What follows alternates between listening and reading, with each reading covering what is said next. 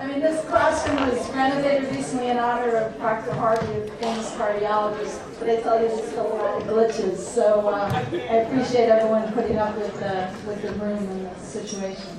So our next set of speakers, we're going to talk a little bit about prevalence of bronchiectasis and NTM, and I'm pleased to have our colleagues from the NIH first. Becky Prevost from the National Institute of Allergy and Infectious Disease is going to start off, and then Ken Olivier from the National Institutes of Health, the NHLBI, Heart, Lung, and Blood Institute. So Becky, thank you.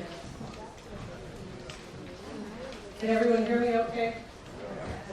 Thank you very much, Anne, for inviting me to this important and interesting seminar. And I'll start off by saying I very much appreciate hearing the patient perspective. You know, as epidemiologists, those of us in the epidemiology group, we spend more time looking at data, and so it's very important for us to be able to put as it were, a face to the data. So having said that, I'll now present lots of data. And in the next 20 minutes or so, I'm going to first describe the trends and burden of NTM pulmonary disease. Second, discuss geographic variability in NTM prevalence. And a caveat there, I just want to apologize in advance that given our audience and our setting is mostly U.S., it's going to be a bit geocentric. There's a lot of good work going on elsewhere. And finally, I'm going to then review what we know about host and environmental risk factors for disease. So first, as some have already mentioned, NTM in the United States is for the most part not reportable, and so to get estimates of prevalence and incidence, we have to use a variety of other approaches. So some of the best national estimates that we have of NTM prevalence are from Medicare claims data, and in our analysis of claims data from 1997 through 2007, what we see is an increasing trend of pulmonary NTM in both women, shown here, and men, shown here. And when we try to look more closely at that, we took one state, the state of Hawaii has the highest prevalence in the United States, and we were able to do a study there looking at the prevalence and trends by species. And what we see is when we're able to analyze the data trends by species using microbiologic data from patients who are beneficiaries of Kaiser Permanente Hawaii, what we see is an increasing trend in MAC isolation, but relatively stable trends in abscesses, and the lowest overall is for tuberculosis. We see similar trends in Canada. These data are from a study done by Ted Maris and his colleagues. So we see isolation prevalence has been increasing from 98 through 2012. Disease prevalence, that's also increasing. And the TB, in the same time period, the incidence of TB has been going down. These are some data from the Public Health Laboratory in England, which gets most isolates from England, Wales, and Northern Ireland, so it's representative of the population in those areas. And again, what's nice is, again, we can do an isolate and analysis by species, and what we see is, again, most of the increase in NTM in this area is related to increases in avian intracellular. So we see during this period an increase here and a relatively, some increase in abscesses, but relatively stable trends otherwise.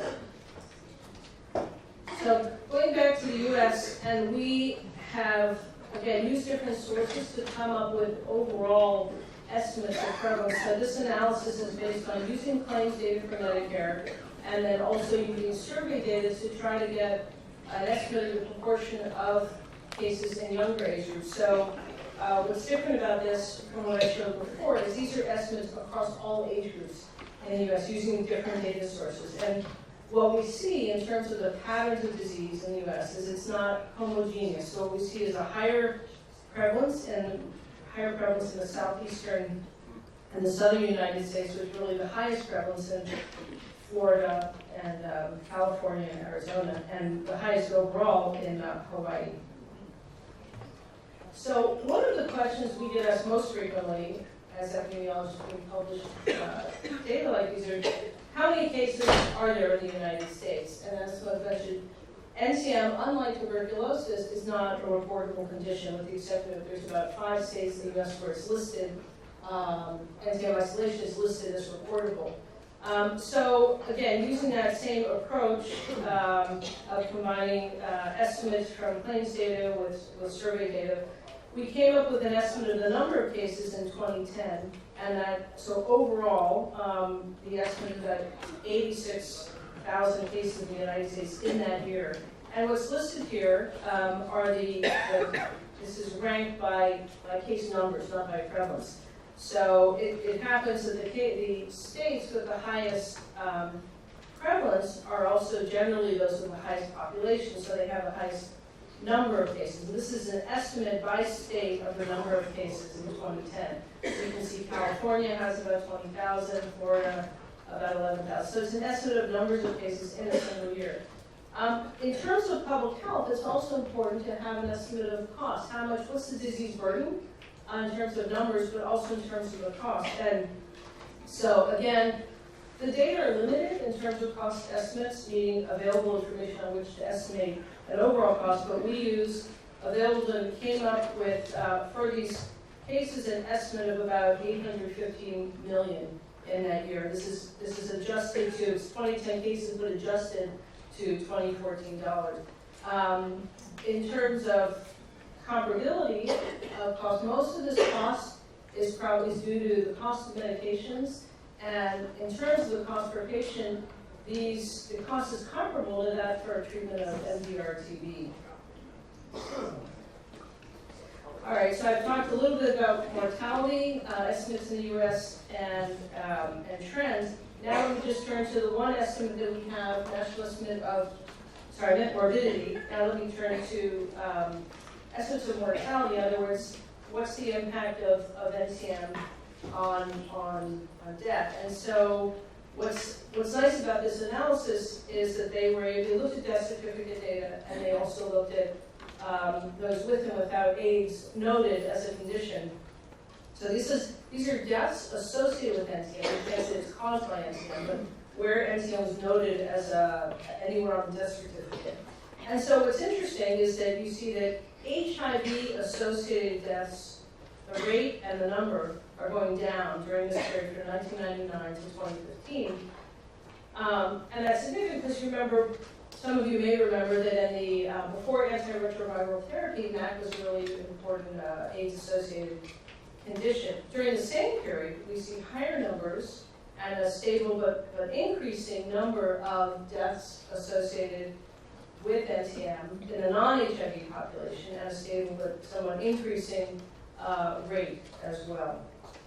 And this paper was published in 2016. Now, I was also asked to speak about bronchiectasis. We don't have as much data on bronchiectasis, but we use a similar approach of analyzing Medicare claims data in the over 65-year population to get an estimate for how much there is and how much is it increasing. So when we use that approach, what we see is similarly, bronchiectasis from 2020 to 2007 is increasing in men, both in men and in women.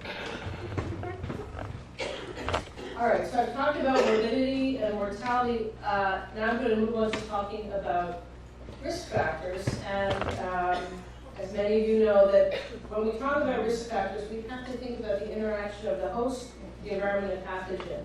And there's been a number of host risk factors that have been well described. These can range these structural, genetic, or immunologic, and include someone mentioned primary ciliary dyskinesia, it's not here, cystic fibrosis, COPD, that's been well described, bronchiectasis, and immunologic agents such as anti-TNF agents for treatment of rheumatoid arthritis. And Dr. Olivier will be talking in more detail about those, so I won't go into a lot of detail.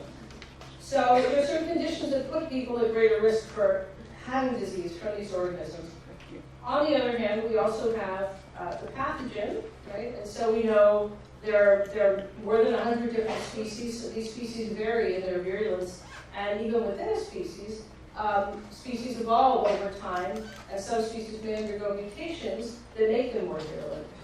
Finally, these are environmental mycobacteria, so clearly they're going to be influenced by a number of factors or features of the environment, including the temperature, which influences growth and survival, chlorination, the kind of piping material, and the moisture in the environment. And there's a talk later with Dr.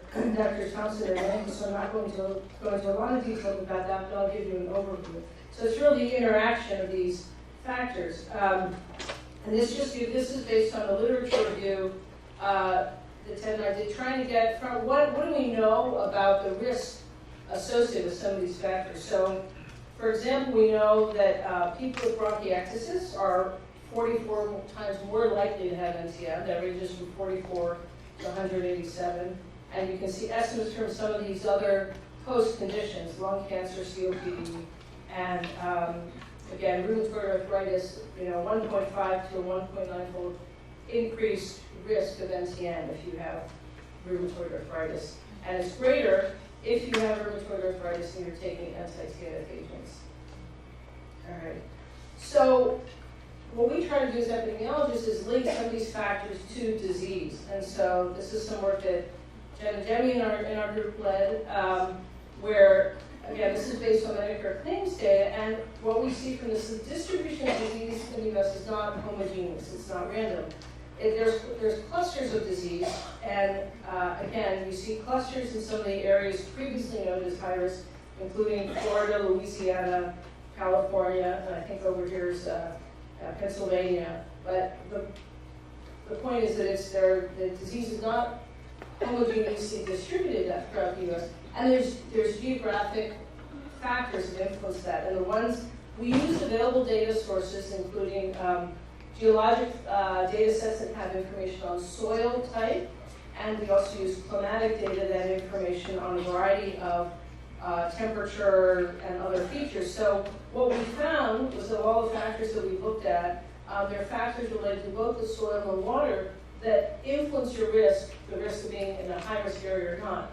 And those include areas with greater surface water, evapotranspiration is the ability to take moisture into the air.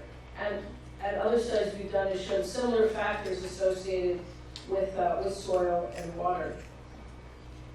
All right, let's do that.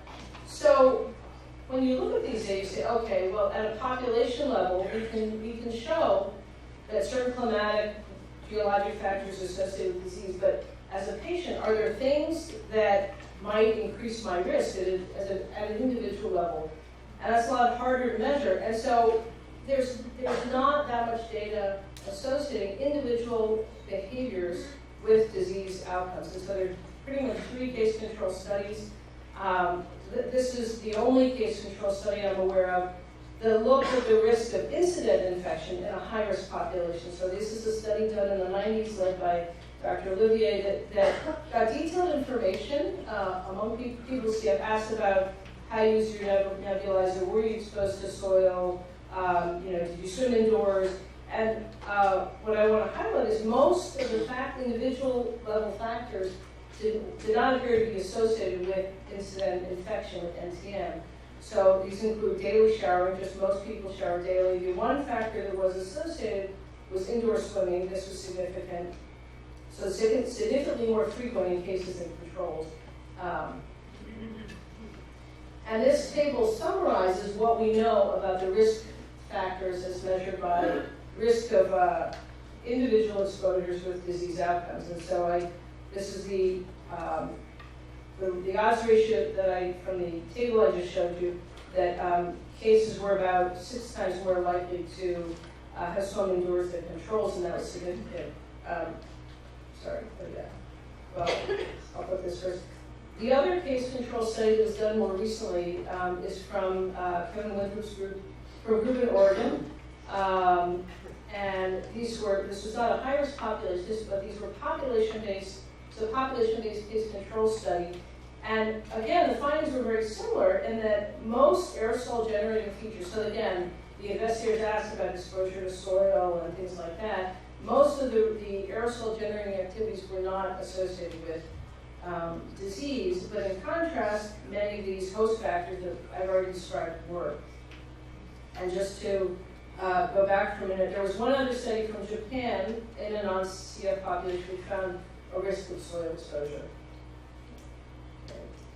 So the last few slides, I'll just highlight one study we did in collaboration with investigators in Kaiser Permanente, and Han was involved, she's here. And so, as I mentioned, Hawaii has the highest prevalence of the 50 U.S. states. And also in our Medicare data, we saw that people were classified or identified as Asian American had a twofold higher risk. So Hawaii is an important place to try to look at this interaction of host and environment. And also around half the population identifies as having Asian ancestry. So what this shows is that in different Asian subgroups, there's very different prevalence of TB and NTM. And I'll just clarify, these are people all living in Hawaii, resident in Hawaii, but on the Kaiser demographic form, you can check one of about 50 boxes related to your Asian subgroup identity. And so what's striking, Native Hawaiians and other Pacific Islanders had probably a twofold lower prevalence of both. This is a single isolate or two or more isolates here, and a low risk of TB. And the Chinese, Japanese, and Korean and Vietnamese had a much higher risk, and white people identified as white were intermediate. And I'll just say, one limitation of this, so we didn't collect detailed behavioral information. So, the racial ethnic categorization is probably can be approximate either for cultural behavioral factors or genetic ancestry. We can't really sort that out. But what's especially interesting is when we stratify by species, what we see is a very, very strong differences in the affecting species by these subgroups. So, for example, Japanese were at a significantly increased risk for having abscesses, but not an increased risk for having that. And this is after controlling for other possible confounding factors such as time in Hawaii, time in the Kaiser system, and age. And similarly, we see that persons with COPD were twofold higher risk for MAC, but there was not a significantly increased risk for abscesses. So there's different patterns by infecting species and by ethnic subgroup. And finally, this is the last slide to Hawaii. Another way we tried to get the host environment interaction was stratified by zip code.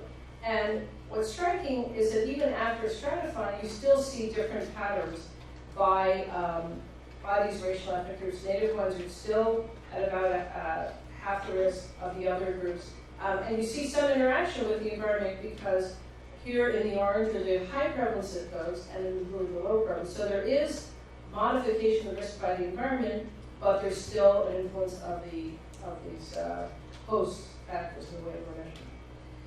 So in summary, NTM pulmonary disease is increasing. We know that various comorbid conditions and certain medications are strongly associated with disease susceptibility. We found that populations of Asian ancestry are at high risk, but there's a lot of variation within different subgroups. Environmental factors related to water, vapor, and moisture in the air, and certain soil factors are clearly associated with population risk. And the risk of individual behaviors and household factors related to environmental exposure needs further studies. And I say stay tuned because I know that Leah and Rachel are going to give very thorough discussion of those factors, so stay tuned. Now, having seen all these data, you probably are thinking, well, okay, what should I do? And I'm going to give you an unsatisfying answer, which is, and I'm actually going to defer all questions to Rachel. But what I did want to highlight are the challenges of trying to measure exposures at the individual level, coming up with risks in an epidemiologic way. So, the challenges epidemiologists and clinicians we often face is how to give prevention advice when we're faced with insufficient data. So what are the limitations of individual risk assessment for environmental exposure? First of all, people may have multiple exposures. It's not just the freezer or the faucet or swimming. It could be multiple things. Epidemiologically, we can control for these multivariate models.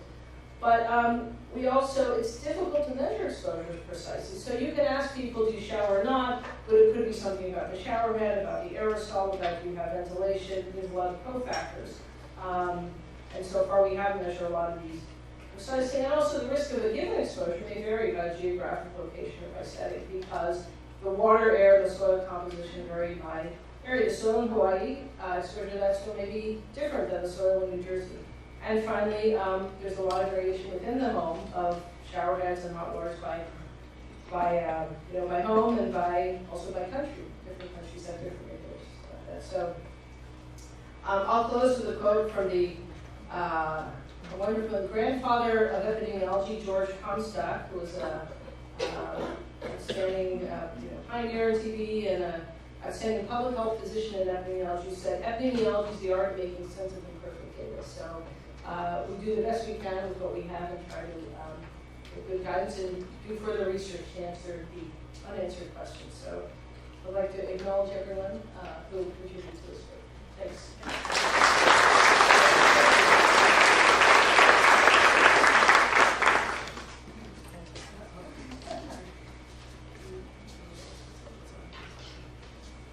So while Anne's doing that, I just have to say, in 2 weeks, I'm going to my 30-year medical school reunion down in New Orleans. And this brings back memories of standing in a room like this as a medical student at Charity Hospital, where I was convinced that this architecture was to strike the fear of God in medical students. And usually the patient would be sitting or lying there along with some senior professor who was ready to either verify or dispute whatever you had in your history, and it was just a nerve-wracking experience. So I'll try to keep those nerves in check during the presentation here. So as we're getting the slides up, most of what I'm going to talk about has to do with NTM. But when we look at bronchiectasis, the slides that Becky showed clearly show an increasing in bronchiectasis in the U.S. as well, using similar data sets. And it's not clear why that's happening. But I think part of the reason must be, hopefully, from forums like this and other efforts at education, they're increasing awareness. And if you look at things like the algorithms for a chronic cough, you have to go a fair length of ways down that before you get something like a CAT scan or a culture to where you could diagnose bronchiectasis. So we still have some room to go on that, but I think that it's hard to go into an emergency room and it's hard to see a pulmonologist nowadays and not get a CAT scan. So I have to believe that some of the increase in prevalence of bronchiectasis has to do with an increased ability to look for it and find it. What we do with that information, I think, still lacks some consistency around the U.S. and other places. But what I'd like to do in just a few minutes is try to address the question of why do I, not me personally, but patients with the disease, and so many others have NTM lung infections. And this is a question that we looked at in a variety of different ways. I have no conflicts of interest related to this talk, and I'm not discussing any drugs in this. But why so much NTM disease? Well, there are probably at least four reasons for that. One is, like I mentioned, we're looking for it more. The second may have to do with the bug, and I'll just briefly mention that. Becky talked some about the environment, and then I'll spend most of the time talking about the host. Is there something different about the people who acquire bronchiectasis and NTM? And that's where we spend a fair amount of our time thinking and trying to address that issue. So with regard to the bug, I'm sure many of you know this. For NTM, these are common environmental bugs. Becky talked to you about some of the risk factors involved in finding these bugs in the environment. They're common in water, including our potable water supply. They're found in soil. There's over 150 species, and it continues to grow. But most commonly, we see clinical disease from three groups of organisms: the M. avium complex, Mycobacterium abscessus group, and Mycobacterium kansasii in the U.S. Now, this does vary geographically, and if you talk to our colleagues from the UK or from elsewhere, their mix of bugs may be a bit different. The vast majority of disease caused by these three groups of bugs involve the lungs, which is why many of us are pulmonologists who talk about this. But they can also involve the skin and soft tissues, and they can cause disseminated disease. So there's kind of two competing things that might contribute to disease from NTM. People might inhale an unusual dose of the organisms that might then cause disease. We have a single example of that. It's called hot tub lung, and that actually causes a completely different disease from what most of us typically think about. This is more of an allergic reaction to mycobacteria, and it's associated with very, very high concentrations of mycobacteria that are found in hot tubs, where generally the manufacturer's recommendations for keeping them filtered and cleaned aren't followed, and that's coupled by having them indoors where you decrease cross-ventilation and circulation, which facilitates getting those bugs down in the lungs instead of blowing them off elsewhere. The other competing theory about this is that there's something different about the people who are exposed to these organisms that result in disease. Becky talked about how these were common in the environment, so it's likely that many of us inhale these bugs and clear them right back out of our lungs. And so is there something different about the particular people who may have similar exposures to other people living in their same household or in similar geographic areas who don't get disease that might give us some clues?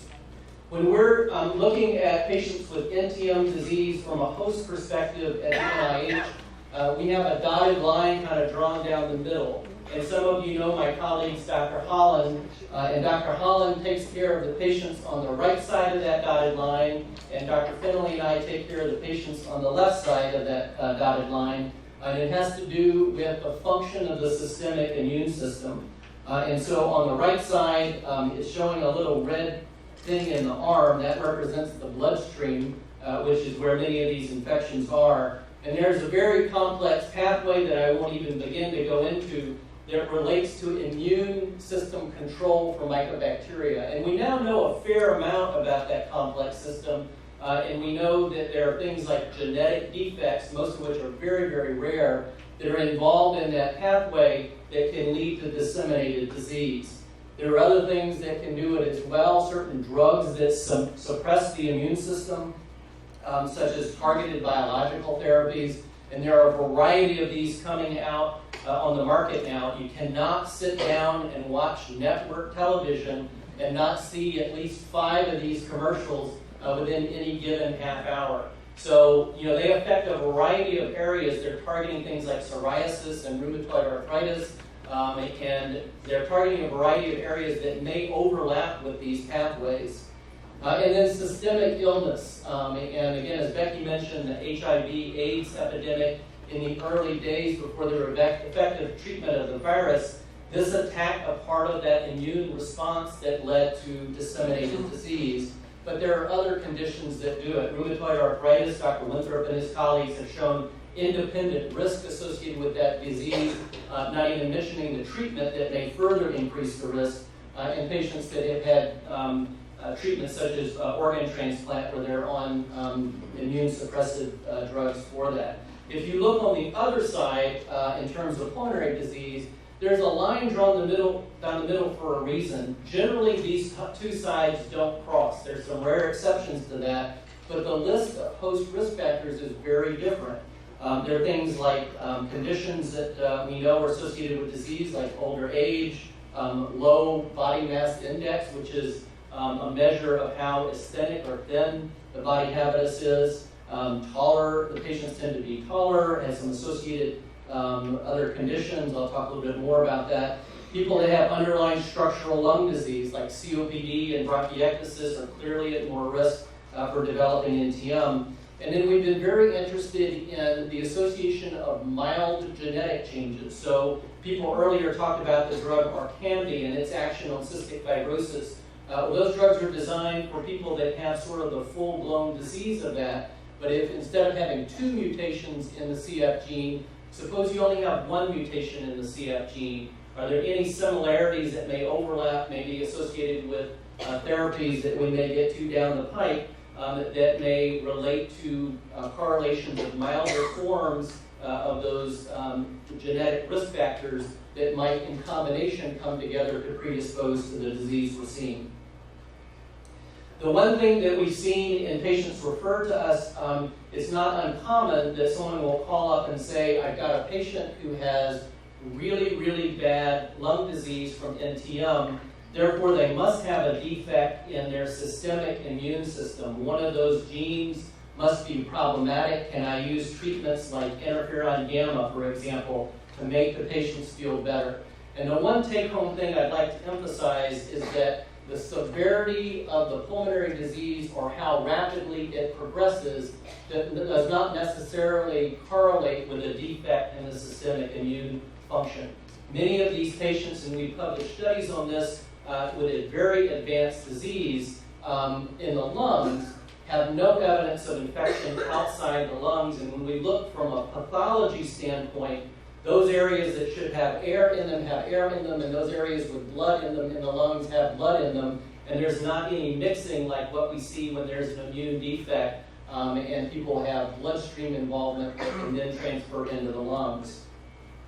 So in terms of susceptibility to pulmonary disease, there are a variety of mechanisms where that can happen. There may be impaired local defenses, defects, or problems in airway clearance of the lungs. That can be seen in conditions like bronchiectasis, COPD, patients with certain occupational hazards like coal and gold miners, sandblasters from silica exposure, or patients with previous cavitary tuberculosis. Many of those things we can pick up based on the clinical history or by radiographic studies or pulmonary function tests. There are certain genetic diseases that may be associated, like alpha-1 antitrypsin deficiency, which many people associate with emphysema, but it can also lead to bronchiectasis and may predispose to NTM. We've already talked about diseases that many of us are aware of, like cystic fibrosis and primary ciliary dyskinesia, and there are ways of diagnosing those diseases now, and we're getting better at conditions like primary ciliary dyskinesia and being able to make that diagnosis. There are some exceptions to the no crossover between problems with the immune system and problems with pulmonary NTM. There's some rare conditions, one called Jones syndrome, where we think that even though those patients have an immune deficiency, they probably also have problems in the lungs as well that lead to structural problems and impaired healing after inflammation is in the lung. We've talked about the drugs, and then if you exclude all the things at the top part of this chart, we're left with people that have no explanations or no readily apparent explanations for why they develop disease. And that has been called in the literature in the past Lady Windermere syndrome, but suffice it to say that these are generally people where we can't explain it, and the authors that came up with this related it to an Oscar Wilde play where the lead character was thought to be fastidious, and these authors felt that this disease was caused by voluntary cough suppression because of thinking that that didn't fit societal norms. I don't think that's it at all, but I do think it may have something to do with airway clearance. And our approach has been to look at these genetic diseases and how they overlap in these patients with unexplained disease. Some of these are genetic diseases that affect airway clearance, and it's very clear that there's a higher prevalence of NTM in patients with cystic fibrosis and PCD. Some of them, as I talked about, might have to do with genetic immune diseases. And then there's a whole group of diseases that affect connective tissues or the scaffolding structures in the body. And most of us think of that in association with vascular disease, particularly aortic disease, but it can also affect the lung as well, conditions like Marfan syndrome. And when we've looked in the past at comparing our patients to NIH to age and gender matched controls from a large nutritional database called NHANES, in general, the body composition of patients, and other people have described this as well, by any factor that we measured was significantly different. And these patients were taller and more thin than their age and gender matched controls, and had a high prevalence of things like curvature of the spine, indentation of the chest cavity, and cardiac valve abnormalities like mitral valve prolapse. We've looked in a group of patients at how often we can find these types of traits in family members of affected individuals. And this chart is from that study where we saw in individuals who were diagnosed and well characterized with their NTM and bronchiectasis, when we asked them about their family history and asked family members about other family members, we found that about 13% of them had at least one relative with pulmonary NTM, and it was a mixture of patterns of who was involved. So it was kind of hard to tell genetically how that might have been transmitted. There was another 12% who had bronchiectasis unassociated with NTM, and it really wasn't due to differences in age of those family members. There were other factors involved, and then a high prevalence who had associated conditions like scoliosis, valve abnormalities, and chest wall abnormalities. This gave us a cohort that was very amenable to looking in depth at the genetic associations, and we did a study that involved what's called whole exome sequencing, where we look at the message in the DNA and the part that goes to result in making proteins. And we divided the sample down to get them kind of matching what our controls were like, and separated them into families who had people affected with NTM and those unaffected, and then patients who had no associated family members that were involved. We looked for rare mutations, those that were likely to cause protein abnormalities, and those that involved these overlapping categories of genes, to see if the frequency of abnormalities in those genes was higher in the affected individuals than the unaffected family members or healthy controls. And what we found from that is that both in the pulmonary NTM affected family members and their NTM unaffected family members, we saw a significantly higher change in genes that involve cilia function, that involve cystic fibrosis, and that involve these inherited connective tissue abnormalities. Essentially 90% of these individuals had mutations in these categories of genes. This was significantly different from a healthy control population that was similarly assessed. However, we saw no differences between those family members in most of those categories of genes, except for the immune-related categories, where those family members that had NTM had a higher prevalence of these mild mutations in the immune system.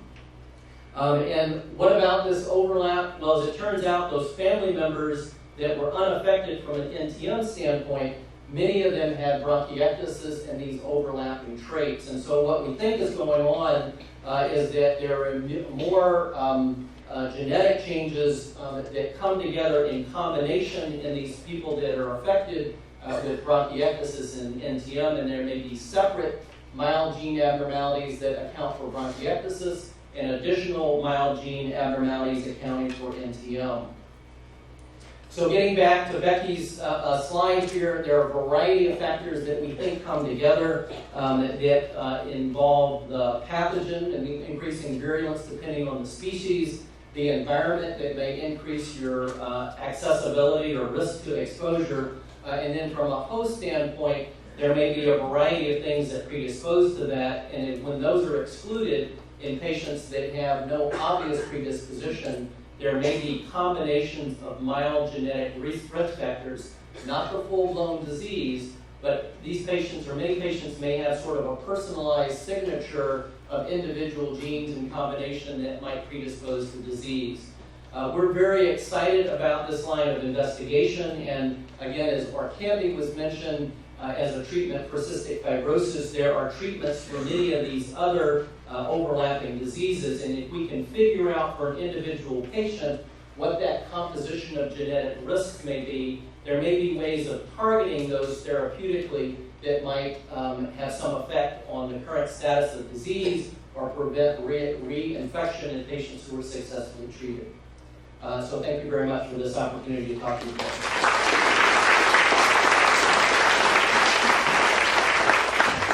Thank you, Ken and Becky. We'll move on to the next talk. Dr. Greg Tino from Philadelphia talking about prognosis in these diseases. Thanks. And actually, Ken, I didn't go to medical school in New Orleans. I went to medical school in New York, and we didn't have an amphitheater like this. My most traumatic moment was from my neuroscience professor who used to write with her right hand and erase with her left hand. So it's a small wonder that I'm not a neurologist, as you can imagine. So I'm going to take a few minutes to talk about how one assesses severity and prognosis in patients with bronchiectasis and NTM infection. These are my disclosures, none of which are relevant to the subject matter of today. And for the physicians and providers in the audience, you all know that questions that we get at some point in the course of a chronic disease are, Doc, what's going to happen to me? Am I going to get better? Am I going to get worse? Am I going to be disabled or worse? And it turns out that when you think about bronchiectasis specifically, the clinical course and the natural history of the disease is so variable that it's very, very difficult to do that. Remember that bronchiectasis is a syndrome with many possible etiologic factors. And so it's very difficult to do that with any accuracy. And in fact, to do this in an academic way, the ability to accurately assess severity and prognosis has long been an unmet need. But I'm happy to say that we've made significant progress, and I'll talk to you about some of the severity scores and prognostic scores that have been developed by people who are actually here, including Dr. Chalmers. So I'll start with a patient of mine. This is one of my favorite people. This is a 77-year-old gentleman who's been followed at the University of Pennsylvania since 1966. He had pneumonia at 18 years of age and was later diagnosed with bronchiectasis in Alabama at age 12 when he presented with a cough of more than 2 years duration and really a half a cup of pure sputum production a day. He was found not to have tuberculosis. This is what his chest x-ray has looked like for many, many years. You can see that the left side is essentially one big bronchiectasis nidus with lots of cystic bronchiectasis, and you can see the abnormalities here in the right midlung field. And this is what his CT scan looks like, or the axial and coronal images. You can see that his left lung is basically cystic bronchiectasis with areas of bronchiectasis in the right middle lobe. So back then, actually, somebody recommended to remove his left lung. That was, I think, strongly declined by his parents, but he did well. Actually, as a teenager and as an adult, he fathered 2 children. He worked as a parole officer in Philadelphia for many years, and he was managed by some of my predecessors with the standard of care back in those days, including rotating antibiotics, importantly with the inclusion of ciprofloxacin once quinolones became available, and chest physiotherapy. These are his lung function tests. You can see there's been a significant decline, some of which is age-related over a period of 10 years, and some of which are probably related to his underlying disease. But his course has really gotten more complicated. He has quinolone-resistant Pseudomonas aeruginosa infection, and in fact also has pulmonary MAC infection, which is macrolide sensitive, but for which he has declined antimicrobial therapy on many, many occasions over the last several years. He has 2 or 3 or more acute exacerbations a year that require IV antibiotics, sometimes at home, sometimes in the hospital. He produces 40 milliliters of sputum a day, and he's a very stoic and very tough guy, but even he will admit that over the last several years, his quality of life has declined. So the question that I want you to think about is, how would you assess the severity of this patient's bronchiectasis? And then we'll come back and look at some of the data that's out there and see if we can answer that question, at least for patients like this who have a similar profile as my patient. So we start from our patients. That bronchiectasis has certainly an adverse impact on quality of life, and we've known from some work over the years that there are certain factors that influence that quality of life. The degree of respiratory symptoms, particularly shortness of breath, the impact on lung function as measured by FEV1. Sputum volume is a very, very important consideration in terms of volume, in terms of tenacity, in terms of sputum purulence. And those people who have chronic Pseudomonas aeruginosa infections also have worse quality of life and probably worse outcome overall. James Chalmers and his colleagues have done some work on microbiology, and macrobacterial load is a significant predictor of important measures, including exacerbations, and an independent predictor of hospitalization. And in fact, antibiotic therapy, both systemic as well as inhaled, reduces bacterial load in markers of inflammation, and may explain why, in fact, people feel better in addition to killing bugs, but reducing that bug burden over a period of time can actually make people feel better. So what are some of the information we have about how people with bronchiectasis do? So this is an early paper that was published from the UK, from Royal Brompton, where they looked at 91 patients that they followed in their center over 13 years, starting in 1994. About half of those patients were said to have idiopathic bronchiectasis. They were about 52 years of age when they were enrolled. And over a period of follow-up over those 13 years, about 30% of those patients had died. And that compares to an expected death rate of 14.7% for men, and about 9% for women. And respiratory causes, recurrent infection, hypoxemic respiratory failure, etc., accounted for about 70% of the deaths. The predictors of people who did poorly included those who were older. Again, common themes here: the presence of Pseudomonas infection, lower lung function, and impaired quality of life, as assessed by the St. George's Respiratory Questionnaire. So this was published back in 2009. And since that time, and this has been some great work by Dr. Chalmers, tour de force, we've gotten a couple of tools to try to get a little bit more deeply on what are some of those predictors and how we can use those in clinical care and clinical trials. So the Bronchiectasis Severity Index, BSI, is a clinical prediction tool for disease severity. This was derived from a prospective cohort study in the UK of 608 patients.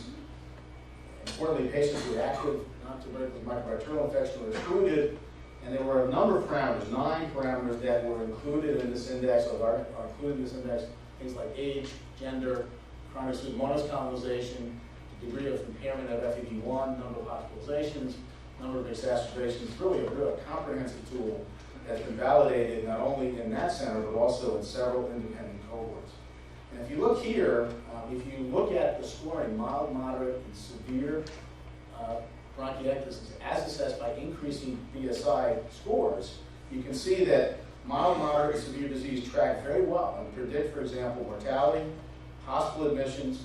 The higher the score, the more likely you are to have exacerbations or frequent exacerbations. And the higher the score, i.e. the more severe the disease, the more likely that your quality of life is impaired, using the St. George's Respiratory Questionnaire. If you look more deeply at some of the data that Dr. Chalmers developed, there are some independent predictors of people who are more likely to be hospitalized. Prior admissions, Medical Research Council dyspnea score, which is a relatively easy score, easy tool to assess the level of dyspnea, a practical way to assess dyspnea. People whose FEV1 is less than 30%, again, pseudomonas colonization, and those who have multifocal bronchiectasis, specifically those who have 3 or more lobes involved in HRCT scanning, these are independent validated predictors of hospitalization. How about mortality? What do we learn from the Bronchiectasis Severity Index? Well, it turns out that older age, lower FEV1, lower BMI, prior hospitalizations, and frequent exacerbators were all predictors of worse outcome in this cohort of patients. They really span a spectrum of mild, moderate, and severe disease. More recently, there's been some work from a very good group in Spain who developed the FACET score. This is a score that really tries to assess severity using 5 relatively simple variables and really predict prognosis based on that score. This is also derived from a large observational study from a number of centers in Spain, 819 patients to be exact. There are 5 variables here. Again, chronic colonization by Pseudomonas. They use the Medical Research Council score, FEV1 as a percent predicted, age, and the number of lobes involved. Mild disease is characterized by 0 to 2 points, moderate 3 to 4 points, and severe 5 to 7 points. And again, if you look at the FACET score, this has been validated and very well validated both in Spain and other centers to predict 5-year all-cause mortality. On the left, you see the construction cohort, and on the right, you see the validation cohort. And again, if you look at mild, moderate, and severe disease, you can see those patients with moderate to severe disease have higher all-cause mortality in a period of 5 years of follow-up. Again, the caveat here is this is really applied to populations of patients where you can characterize them according to significant characteristics or like characteristics, but trying to apply these to individual patients is really, I think, a slippery slope.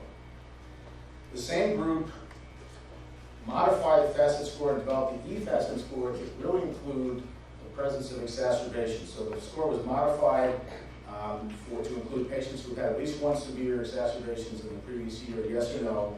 So they really expanded the capacity of the original tool to predict exacerbations. And if you look at the FACET and an E-FACET, it maintained, the updated score maintained its predictability with regard to mortality, but also was a very nice tool to look at predicting those who had severe exacerbations in the previous year to predict the presence and frequency of exacerbations moving forward. So really this was done to address and to really pick up on where the BSI left off in terms of including frequent exacerbators as an important variable in this tool. So how about comparing the BSI versus the FACET? So this was looked at and done by the same group at the Royal Brompton in the UK, the same 91 patient cohort that they followed there for a number of years.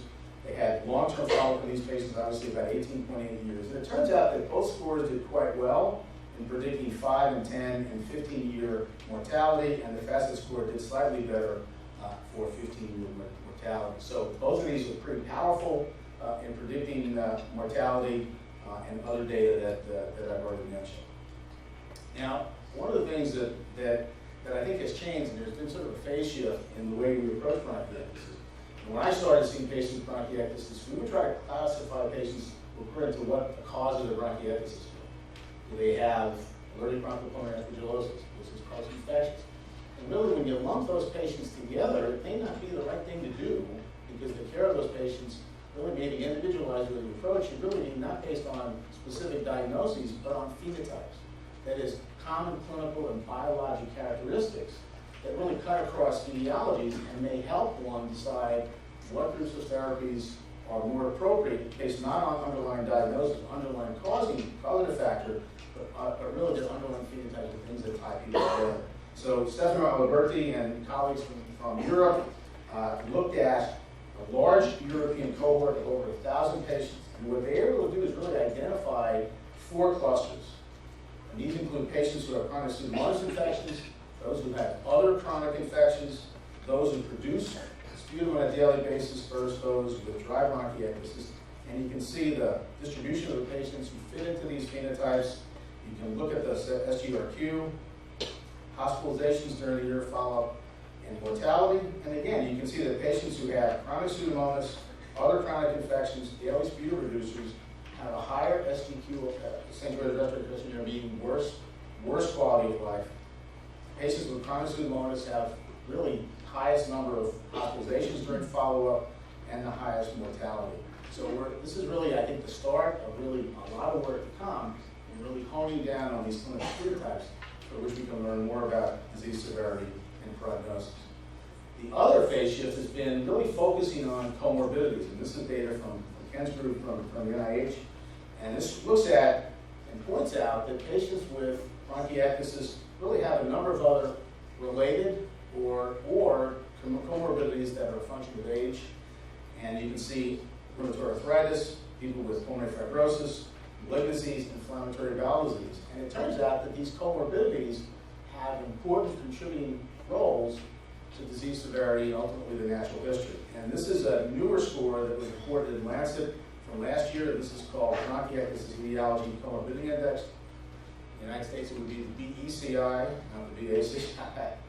So this was a cohort analysis of 986 outpatients, and they assessed really the impact of comorbidities on mortality from bronchiectasis. It turns out that there were a median of 4 comorbidities that occurred in the patients in this cohort. And it turns out that when they looked at a number of these comorbidities, 13 of them, you can see the list here, and I'm not going to read that for you, but they include lots of things, including underlying malignancies, COPD, for example, connective tissue disorders, and in fact, these 13 comorbidities independently predicted mortality. And in addition, they predicted high rates of hospitalization and impaired quality of life across other risk strata that were defined by the Bronchiectasis Severity Index. And this index has been validated in 2 further independent cohorts, both in the UK and in Eastern Europe. I just want to turn my attention over the last couple of minutes to NTM infection. And again, just like we talked about with bronchiectasis, it's clear that having NTM infection really impairs quality of life. It turns out it's only been relatively recently that folks have started to address in a more organized fashion just how much were the contributing factors. And Ted Mavis was here and did this study several years ago from Toronto. This was a prospective observational study using 2 quality of life tools, the St. George's Respiratory Questionnaire and the medical outcomes score form of the SF-36. They looked at 51 of their patients with a mean age of about 67 years. 80% of the patients were women, 84% of whom had microarticulating complex disease, and 8 had microarterial sepsis. This is something we'll talk more about. 71% of the patients had nodular bronchiectatic type NTM infection, while about a quarter had fibrocavitary disease. 80% were either actively being treated or had been previously treated for NTM infection. And these were symptomatic patients. 98% had cough and sputum. About half the patients had significant fatigue, and about a third reported significant weight loss. And if you look at these quality of life indices, and you look at mean SF-36 scores, both summary and all subdomains, in general, these scores were worse in patients with NTM than population-based normals in a statistically significant fashion. And the St. George's Respiratory Questionnaire was also worse than population-based normals. Interestingly, there was no important differences between untreated patients compared to those who had been treated for a more extensive period of time. And when they did a multivariate analysis to try to get at some of the features or some of the items that would contributed to this adverse quality of life. It turns out that only lung function, the vital capacity, and a DLCO, higher mean scores than those predicted better SF-36 scores, and in fact, more impaired lung function and the presence of concurrent emphysema, again, the issue of comorbidities, predicted worse St. George's respiratory questionnaire scores.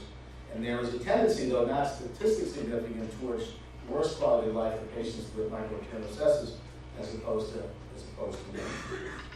In terms of looking at some of the prognostic factors, again, there's not a lot out there, but I'll show you what the literature has gleaned. So this is a retrospective review from Japan of 634 HIV negative patients who have pulmonary MAC infection.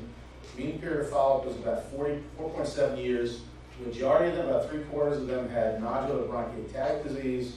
About 16% had fibrocavitary, and a small number had evidence on CT scan of both fibrocavitary as well as nodular bronchiectasis. If you look here with the pattern of treatment, you can see there's a scattergram of therapy that was received by these patients in Japan. About 25% of patients died in the period of follow-up. This is over 5 years.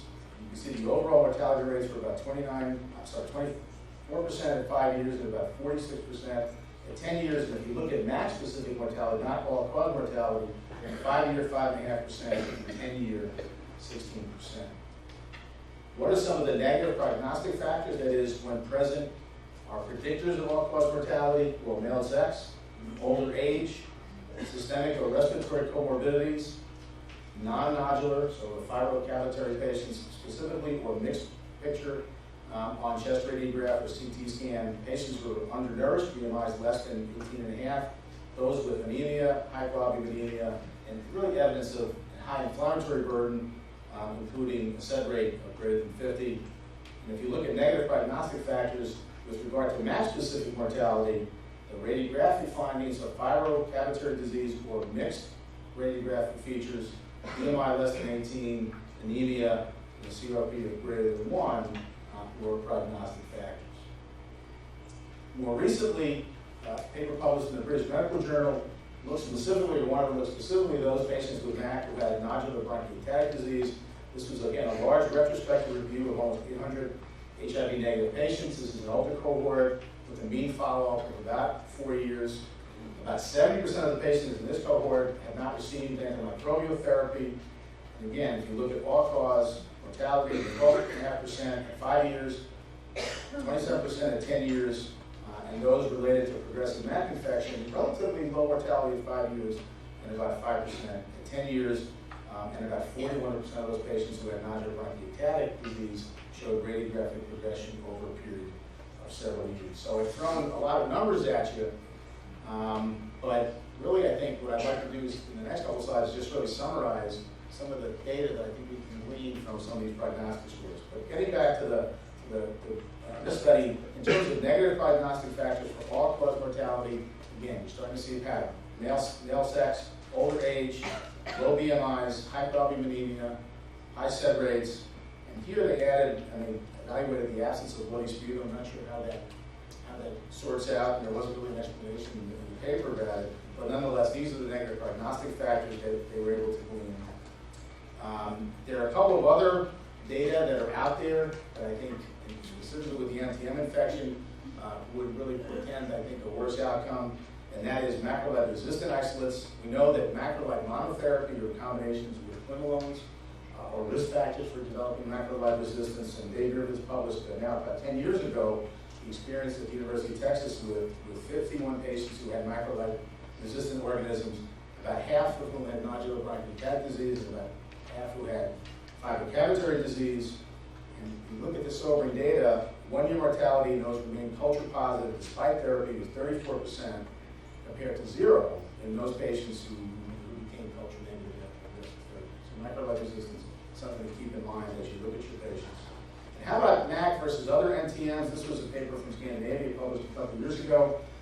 This looked at 167 patients in their cohort. The median survival time for MAC was 13 years versus about 4.5 years for other NTM infections, and age and other serious comorbidities were significant predictors of survival in this cohort. So how would you assess the severity of my patient's bronchiectasis? So if you apply the two scores that I think that are most commonly used right now, the BSI and the FACIT score, 13 on the BSI and 5 on the FACIT score, and both scores would suggest that this patient has in fact severe bronchiectasis. Now, what's interesting about this gentleman is he's had bronchiectasis for 50 years and really did well for an extended period of time. And really learning more about the patient and the patient like this earlier in their courses and ways that we could alter that course is really the holy grail for those of us who take care of patients with bronchiectasis and NTM infection moving forward. So I just wanted to leave you with a couple of thoughts. Again, that the natural history and the prognosis of bronchiectasis and NTM have been difficult to predict, but thankfully we've got a number of validated tools that have been developed. And there are just some specific factors that I want to leave you with that I want you to think about that have been associated with worse outcomes in bronchiectasis. It's older age, those with more impaired lung function, specifically as evidenced by the FEV1, clearly those who have chronic pseudomonas infections, and those with significant comorbidities, rheumatoid arthritis, COPD, etc. Those are the patients that we really have to really pay attention to. And those with NTM, again, older age, male gender, cavitary disease, and microbiotic resistance are some of those items that raise red flags for the physicians and providers who take care of these patients. So it'll be a whirlwind tour of a topic that's evolving. Thank you very much for your attention, and it's great to see so many people with patients and providers at this conference. So thank you.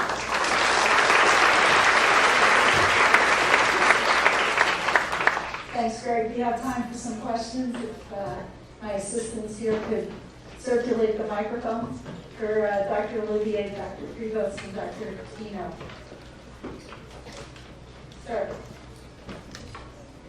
you can shout it out. Okay, so my question is the first speaker, Dr. Krivos. In about the fourth or fifth slide, you showed a map of the U.S., and I thought New Hampshire was colored in dark, and I wondered if there was an explanation for that. It looked as though you had shown the states with a high prevalence of NTM, and Texas and Florida were shaded in dark. And I thought New Hampshire also was. Was that a typo, or was that? So the question was, why is New Hampshire lighting up on your map? I don't have a good answer. I mean, it's not a typo. Jen, do you have any comments? Sure. No, it's definitely not a typo. It did come out as being the higher prevalent state. The specific reasons for that definitely remain to be figured out exactly. I know others have commented on that as well. You know, I think people tend to think of certain areas as the high-risk areas. Sorry, Jen Deming from UNH. People tend to think of certain states as being the highest prevalence areas, but there are definitely pockets that have stood out, which is why we apply some different spatial analysis tools to try to find those other areas that might have unique risk factors about them. And I do think it would be very interesting to look into some of those states and do more specific environmental sampling, prospective studies as well to better understand, you know, why do we have these areas that stand out as being higher risk than some others. I think there's a lot of important work to still be done there epidemiologically. And I'll say as a follow-up to that, I think within the regarding changes in human behavior over time. So in the 50s and 60s, it was clear, you know, when people tended to spend more time outdoors, there was clear, their surveys in the U.S. showed higher levels of exposure based on sensitization testing to, higher levels of exposure to intracellular. But I think with changes in, and this is speculation, I don't have data on this, but, you know, I think people tend to spend less time outdoors, and so the risk factors may reflect that. So, for example, seed cluster in Arizona, which is a drier place, are people exposed to more, what they call swamp pools, aerosolization, or outdoor pools, biofilms or outdoor pools. So I think the risk factors now are going to have changed over time, and so in a particular state, it's hard to say exactly why without more specific survey data. But it is real, and we'd like to figure out why. Okay, thank you. So, can I ask the second question? In the environment, you mentioned the pH of the water, the temperature, the chlorination, and the baking material. Perhaps there are a couple of others that could be added, like fluoride in the water. Fluoridation, adding fluoride. And then the other one would be the water hardness or softness. Some parts of the country have hard water, like Chicago. Boston traditionally has soft water. And I wonder if that's a mineral content of the water. I just wonder if that. Yeah, so Dr. Thompson and Linda are going to give a detailed presentation this afternoon on environmental exposures, and so I think they'll present more data that will address your questions, so perhaps I could defer an answer. Fluoride I've never heard of, I'll just say that. Chlorine has been shown to kill the other organisms, but concentrate, it doesn't kill the NTM, so they end up being more concentrated as a result of chlorine treatment. I've never, do you want to say anything about fluoride specifically? I've never heard of that as a risk factor. Can I make one other comment? Sure.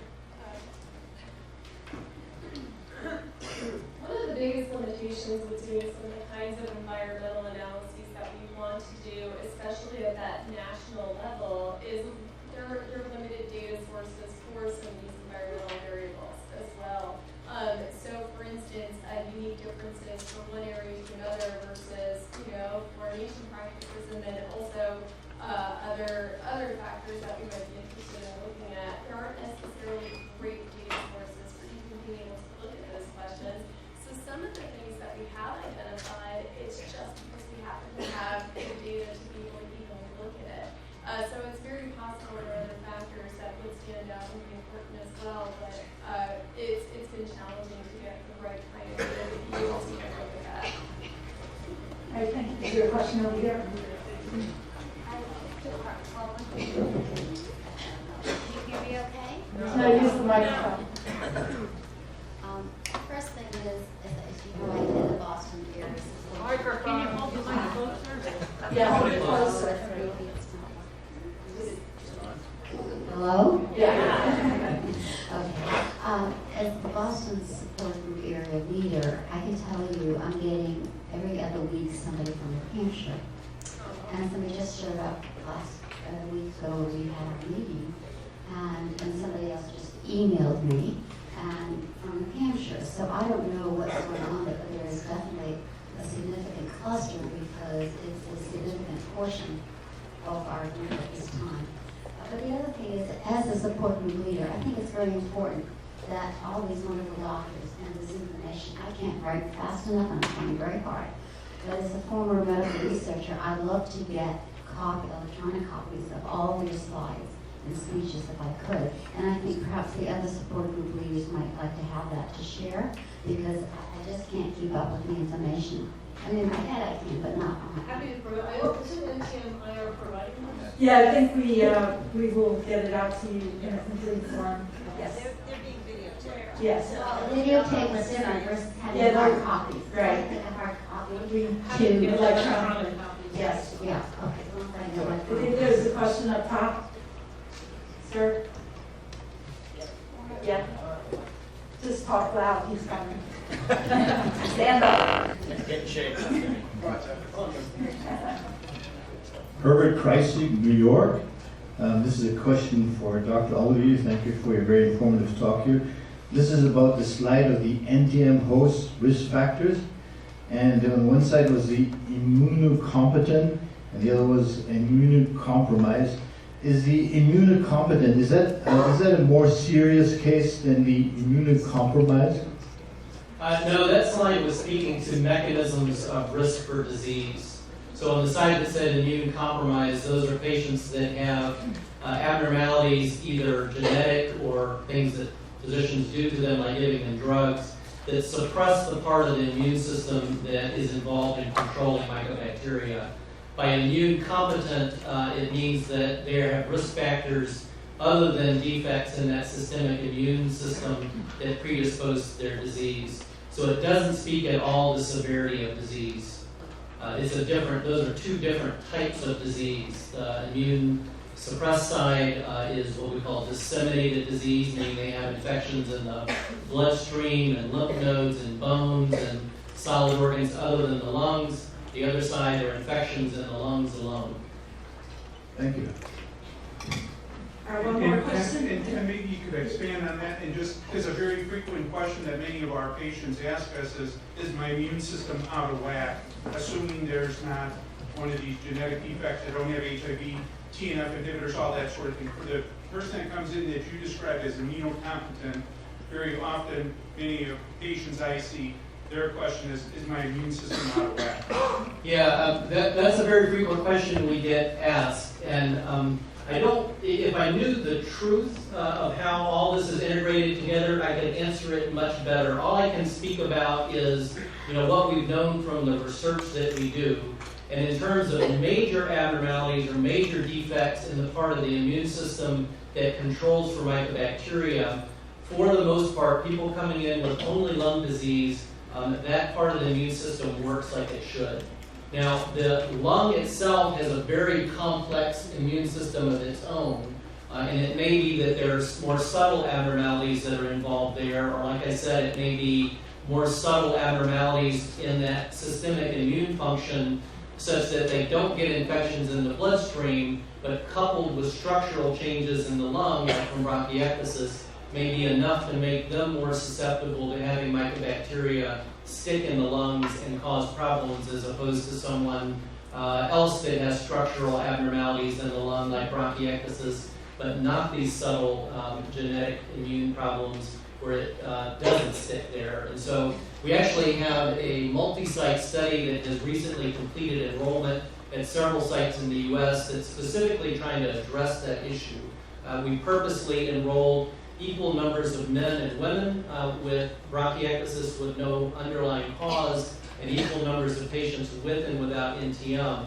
And we're trying to redo that kind of genetic analysis to see if we can tease out some of these relationships between risks that might increase the chances of having NTM in the setting of bronchiectasis, or result in bronchiectasis without NTM, or help explain some of the differences in risk between men and women. One last question. Dave Osterman from Alexandria, Virginia. The question is that the body type seems to be associated with the disease. Is that cause or effect? That's a very good question. We tried to look at that, and in the patients where we did those detailed body measurements, we surveyed them back by decade. And so, median age of patients in this study was around 55 or 60, and we asked them to go back through age 20 and tell us what their body habitus was like. And essentially, almost all of those patients, they had always been sort of tall and thin. The second thing we did is we used a control group of patients with disseminated disease, so the amount of mycobacteria in their body was orders of magnitude higher than the amount of mycobacteria in the lungs of the patients with pulmonary disease. Yet when we compared their body habitus to their age and gender matched controls from that nutritional database, they had more normal body weight, more normal height than what we saw in the patients with pure pulmonary disease. So I really don't think it was a result of having the infection, though certainly that doesn't help. And many people, Dr. Tino and others, have talked about the risks of having a low body mass index, meaning low weight for height ratio, as being a risk factor for progression of disease. But it really looked like these patients had that body habitus before they developed their infection. All right, great, thank you. I think we have to move on to lunch, but please ask us questions at lunch. And we're going to reconvene sharp 12:50 so we can continue the discussion.